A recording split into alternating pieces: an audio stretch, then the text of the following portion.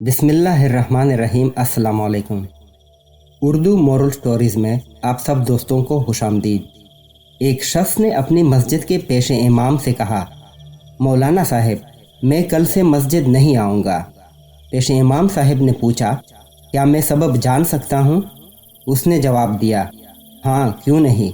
دراصل وجہ یہ ہے کہ میں جب بھی مسجد آتا ہوں تو دیکھتا ہوں کہ کوئی فون پہ بات کر رہا ہے تو کوئی دعا پڑھتے وقت بھی اپنے میسیجز دیکھ رہا ہوتا ہے، کہیں کونے میں غیبت ہو رہی ہوتی ہے تو کوئی محلے کی خبروں پر تبصرہ کر رہا ہوتا ہے، وغیرہ وغیرہ۔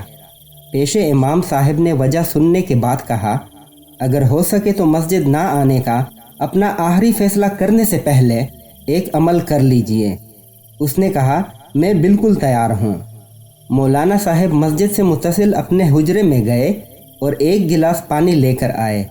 پھر اس شخص سے کہا کہ یہ گلاس ہاتھ میں لیں اور مسجد کے اندرونی حصہ کے 2 چکر لگائیں، مگر دھیان رہے پانی چھلکنے نہ پائے۔ اس شخص نے کہا، قبلہ اس میں کون سی بڑی بات ہے، یہ تو میں آسانی سے کر سکتا ہوں۔ اس نے گلاس لیا اور پوری احتیاط سے مسجد کے گرد 2 چکر لگا ڈالے۔ مولانا صاحب کے پاس واپس آ کر خوشی سے بتایا کہ پانی کا ایک قطرہ بھی نہیں چھلکا۔ پیش امام صاحب نے کہا، یہ بتائیے جس وقت آپ مسجد کا چکر لگا رہے تھے اس دوران مسجد میں کتنے لوگ فون پر باتیں یا غیبت یا محلہ کی خبروں پر تبصرہ کر رہے تھے؟ اس نے کہا، قبلہ میرا سارا دھیان اس پر تھا کہ پانی چھلکنے نہ پائے، میں نے لوگوں کی طرف توجہ ہی نہیں دی۔ پیش امام صاحب نے کہا، جب آپ مسجد آتے ہیں تو اپنا سارا دھیان خدا کی سمت رکھیں۔ جب آپ خالص خدا کے لیے مسجد آئیں گے تو آپ کو خبر ہی نہیں ہوگی کہ کون کیا کر رہا ہے۔